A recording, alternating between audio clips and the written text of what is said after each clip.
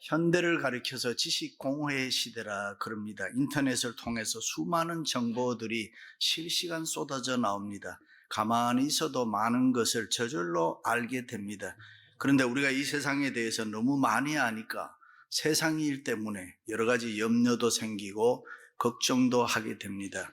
그래서 어떤 신학자가 이야기한 대로 shaking foundation, 생활의 기초가 흔들리고 삶의 터전과 중심이 흔들리고 있습니다. 우리가 많이 아는 것 같은데 실상은 제대로 뭐가 뭔지 잘 모릅니다. 갈등을 느끼고 회의를 느낄 때가 많이 있습니다. 왜 그렇습니까? 우리가 바로 배우지 못했기 때문에, 우리가 알아야 할 것을 제대로 알지 못하기 때문에 그렇습니다. 이것이 옳으냐 저것이 옳으냐 이 생각 저 생각 하지 말고 한 가지 일이라도 우리가 제대로 바로 알아야 합니다. 바로 배워야 되는 것입니다. 그리고 흔들리지 말아야 합니다. 우리는 분명한 확신 가지고 살아야 됩니다. 한 걸음 더 나아가서 그것을 다른 사람들에게도 가르칠 수 있어야 합니다. 인간은 배우고 가르치기에 인간이라 그럽니다. 메이첸 박사가 What is Faith라는 신앙이 뭐냐라는 책을 썼습니다. 거기에서 제일 먼저 강조하는 것이 knowledge, 지식이라고 했습니다.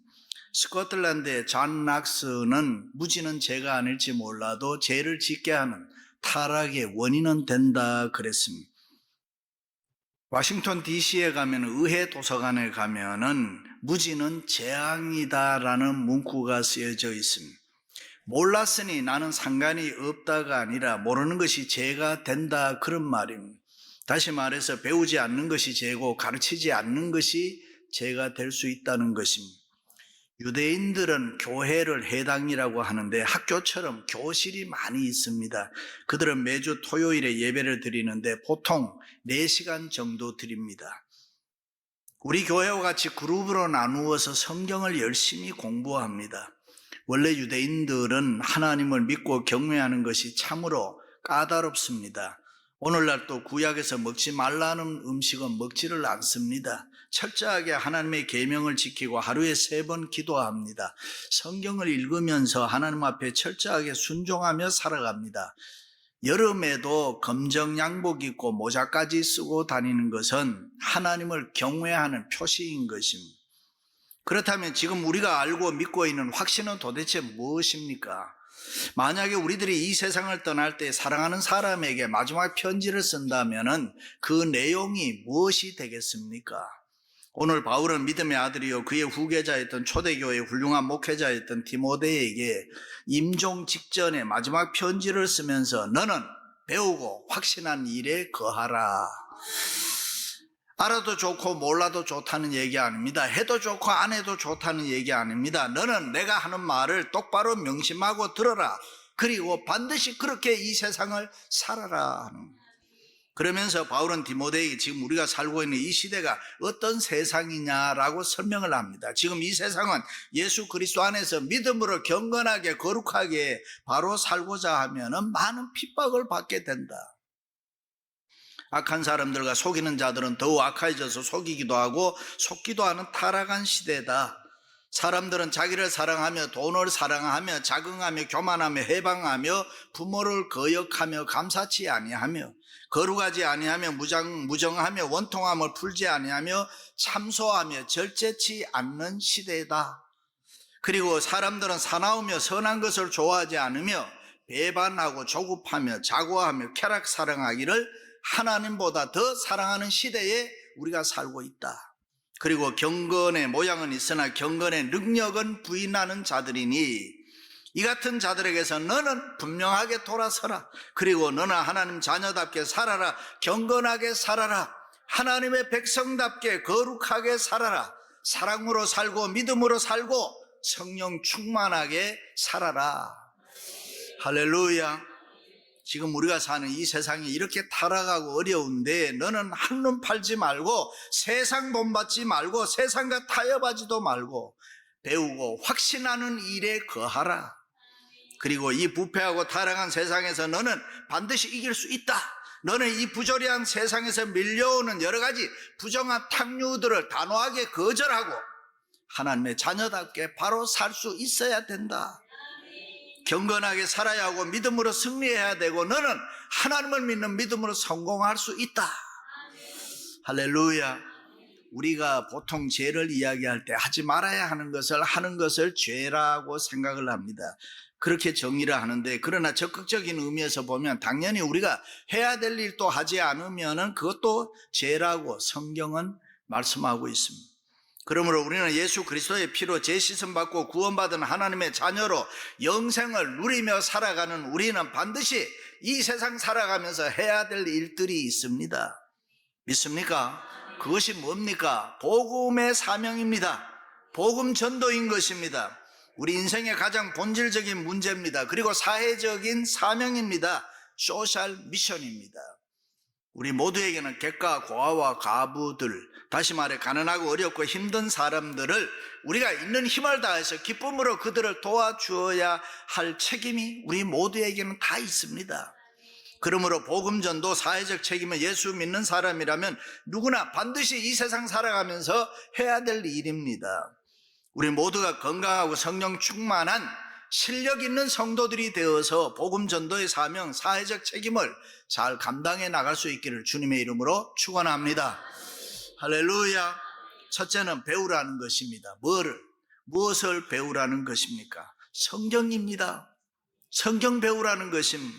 세상이나 인간에 대해서 배우라는 게 아닙니다. 하나님의 말씀, 이 성경을 좀 배우라는 것입니다. 기독교를 가리켜서 로고스의 종교라, 말씀의 종교라고 이야기합니다. 지금 여러분의 삶은 무엇이 컨트롤하고 있습니까? 하나님의 말씀이 여러분을 지배하고 있습니까? 아니면 세상의 그 무엇이 여러분의 삶을 지배하고 있지는 않습니까? 오늘 우리 교회의 가장 귀한 원칙과 스탠다드가 뭡니까? 우리 신앙과 우리 교회를 통치하고 있는 것이, 지배하고 있는 것이 무엇입니까? 우리의 삶과 우리 교회의 과거와 현재 그리고 미래에 무엇에 근거해서 우리 교회가 나아가야 합니까? 하나님의 말씀입니다. 하나님의 말씀이 가라고 하면 가는 것이고 하나님의 말씀이 멈추라고 하면 멈추어야 됩니다. 그런 우리가 되고 그런 우리 교회가 될 수 있기를 바랍니다. 그러므로 우리가 하나님의 말씀인 성경을 많이 배우지 않으면 우리의 신앙이 절대로 자라지 않습니다.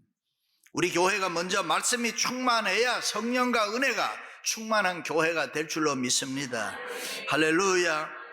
어떤 목사님이 교회 새로 부임했습니다. 교인들의 성경 실력이 어느 정도 되는가 알아보고 싶어서 지나가는 어린아이에게 학생, 여리고 성은 누가 무너뜨렸는가 물었습니다. 그랬더니 이 아이가 깜짝 놀라면서 몰라요, 나는 무너뜨리지 않았어요. 목사님이 하도 기가 막혀서 주일학교 선생님에게 선생님, 저 어린아이에게 여리고 성은 누가 무너뜨렸느냐고 물었더니 저는 안 무너뜨렸다고 하니 도대체 이게 어떻게 된 일입니까? 그랬더니 선생님께서 어머 그래요, 그 아이는 거짓말 안 해요, 착한 아이인데 지가 안 했다고 하면은 틀림없이 안 했을 거예요. 목사님 실망이 컸습니다. 장로님들을 모아놓고 자초지정 얘기를 했습니다. 그랬더니 목사님의 얘기를 아주 심각하게 듣고 있던 장로님들이 이구동성으로 그걸 다시 세우려면 건축비가 얼마나 듭니까? 현대 크리스찬들의 이 성경을 모른다는 것을 상징적으로 보여주는 얘기예요.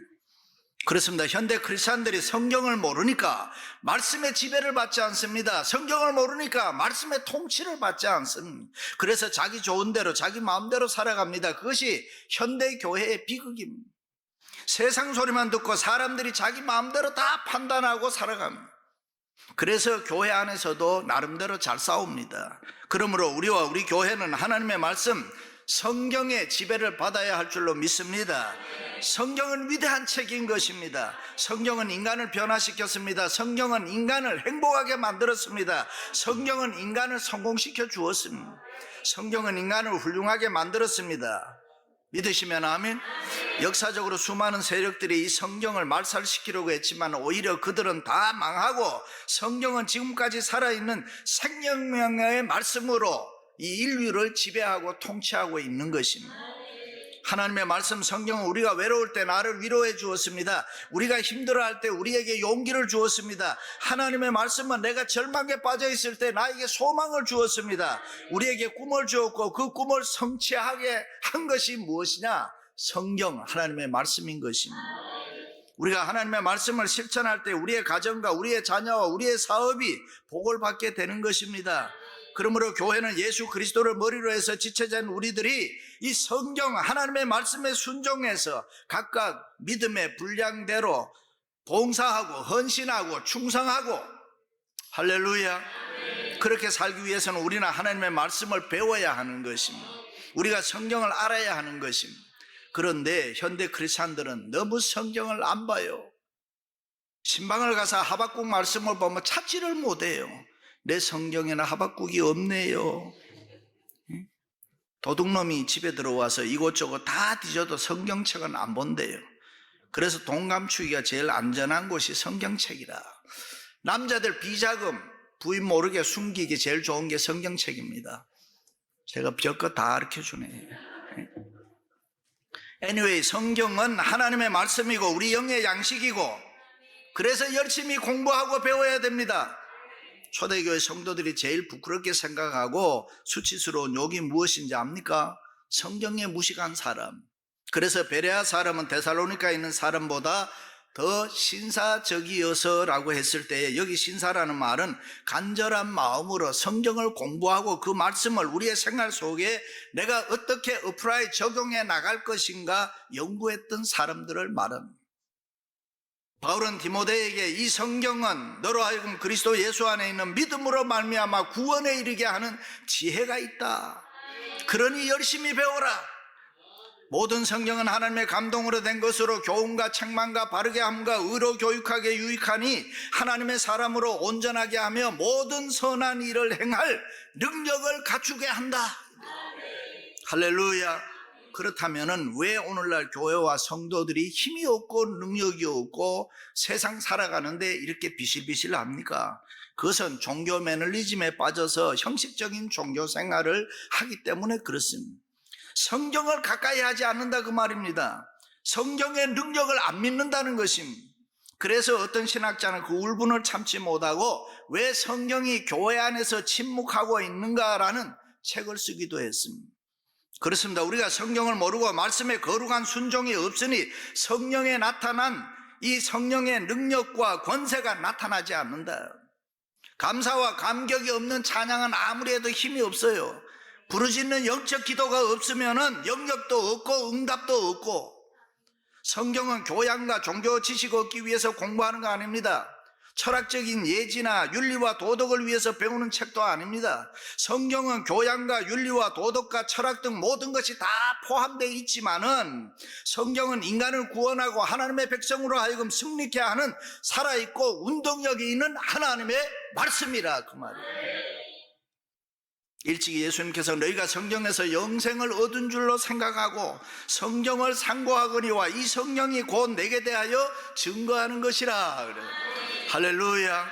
그렇습니다. 구원의 문제, 영적 구원이든지 육적 구원이든 생활 구원이든지 이 구원의 문제는 성경 전체 창세기에서 계시록까지 페이지마다 챕터마다 집중적으로 나타나고 있는 단일 주제인 것입니다.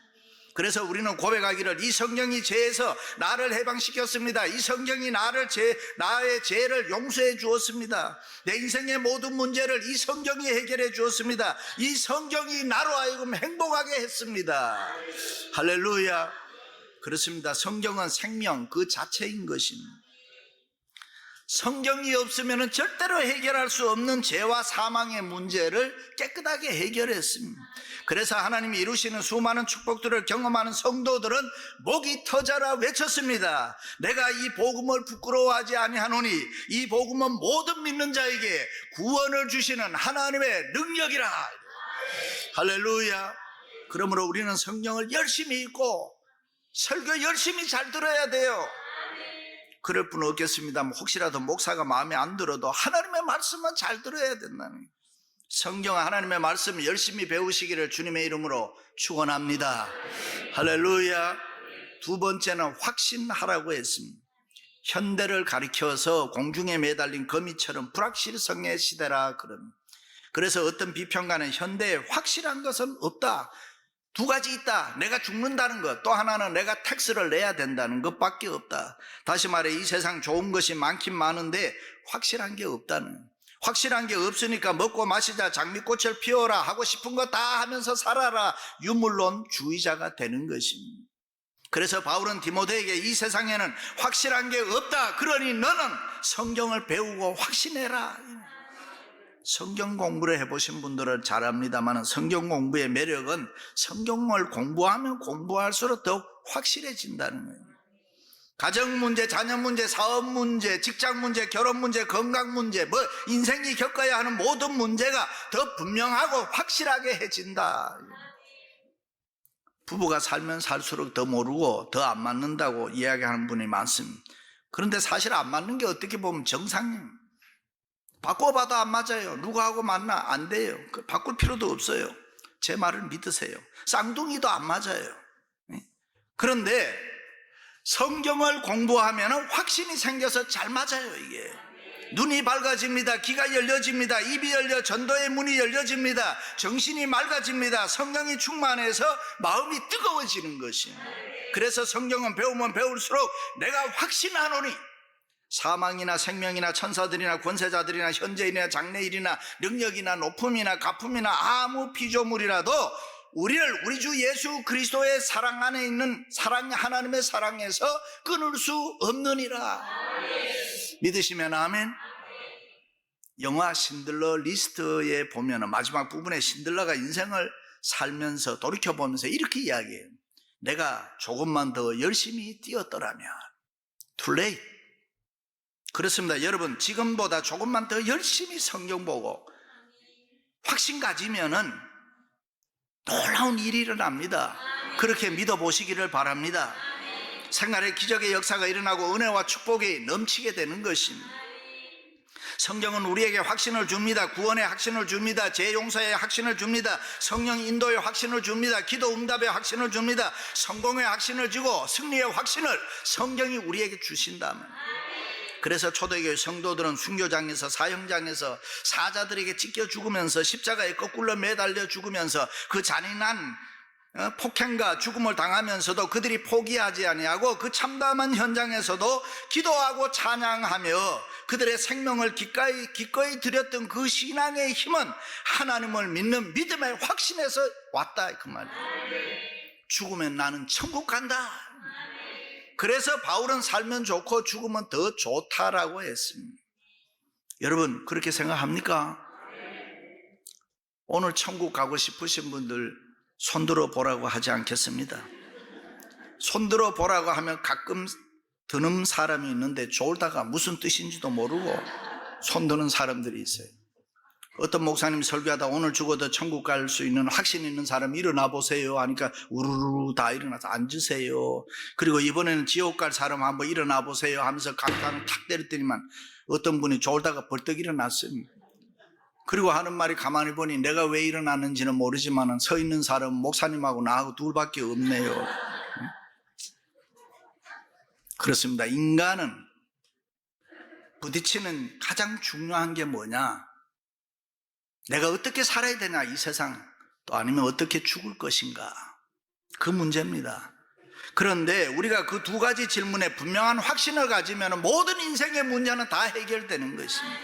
분명한 신앙을 가지고 신앙생활 하시기를 주님의 이름으로 축원합니다. 마지막으로는 거하라고 했습니다. 배우고 확신할 뿐만 아니라 거하라는 것입니다. 원문에 보면은 그 말씀에, 그 교훈 속에 계속 머물러 있으라. 등산하는 사람이 로프줄을 타고 가듯이 매달려 있듯이 매달려 있으라. 다시 말해, 배우고 확신한 것을 삶에 적용해라. 애플리케이션 해라. 배웠으면 확신했으면 생활에 어플라이 해라. 배우고 확신한 그 말씀 속에 견고하게 머물러 있어라. 매달려 있어라. 스테이 해라. 홀드 해라. Be stable with confidence. 오늘 얘가 영어가 자꾸 나오네. 할렐루야. 머물러 있어. 말씀 붙잡고 서 있으라는 거예요. 말씀 밖에 가지 말고 말씀 안에 머물러 있으라는 거예요. 그렇습니다. 예수 그리스도를 믿는 우리 모두는 어려서부터 죽을 때까지 이 하나님의 말씀 붙잡고 살아야 돼요. 새벽에 일어나 저녁 잘 때까지 매일 계속해서 하나님의 말씀에 매이고 붙잡혀서 이 말씀 가운데 거하며 살아야 해요. 우리는 계속해 하나님의 말씀을 따라서 살아야 됩니다. 열심히 교회에 올라가며 이 말씀에 거하면서 이 말씀에 매달려 있어야 되는 것입니다. 왜냐하면 하나님의 말씀이 내 삶을 변화시키고 내 삶에 필요한 은혜를 주시고 나를 인도해 주시기 때문입니다. 그러므로 게으르고 나태하면 저절로 도태됩니다. 가만히 두면 저절로 떠내려가는 것이고 가만히 있으면 저절로 퇴보되며, 그러므로 날마다 말씀 붙잡고 올라가 열심히 매달려 올라가야 됩니다. 말씀 안에 거하도록 애써야 됩니다. 성경 안에 머물도록 노력해야 되는 것입니다. 왜냐하면 우리가 하나님의 말씀인 성경 안에 거할 때에 우리에게 능력이 있습니다. 성령의 기름 부음이 흘러넘치는 것입니다. 기적이 일어납니다. 신묘막측한 일들이 일어납니다. 이상한 일이 자꾸 생깁니다. 마음만 먹으면 저절로 그대로 됩니다. 항상 기뻐하게 되고 범사에 감사하게 되는 것입니다. 그래서 바울은 내게 능력 주시는 자 안에서 내가 모든 것을 할 수 있느니라. 시편 기자는 말씀에 서 있는 자가 복이 있다. 저는 시냇가에 심은 나무가 시절을 쫓아 과실을 맺으며 그 잎사귀에 마르지 아니함 같으니 그 하는 모든 일들이 다 형통하리로다. 그렇습니다. 우리는 하나님의 말씀이 있기에 오늘 또 꿈을 가지고 믿음으로 살아갑니다. 하나님의 말씀 속에 매달려 있기 때문에 우리는 오늘 또 다른 사람을 사랑합니다. 위로합니다. 격려합니다. 우리는 오늘 또 하나님의 말씀 안에 거하기 때문에 세상과 타협할 수가 없습니다. 말씀 안에 거하기 때문에 다른 사람 미워할 수가 없습니다. 죄를 지을 수가 없습니다. 우리는 오늘 또 하나님의 말씀 안에 있기에 순종하고 교회에 헌신하고 충성하게 되는 것입니다. 우리는 오늘 또 말씀 안에 거하기 때문에 기쁨이 있습니다. 즐거움이 있습니다. 행복합니다. 감사가 넘칩니다. 할렐루야. 사랑하는 성도 여러분, 너는 배우고 확신한 일에 거하라. 그렇게 살아갈 수 있기를 주님의 이름으로 축원합니다. 축원합니다.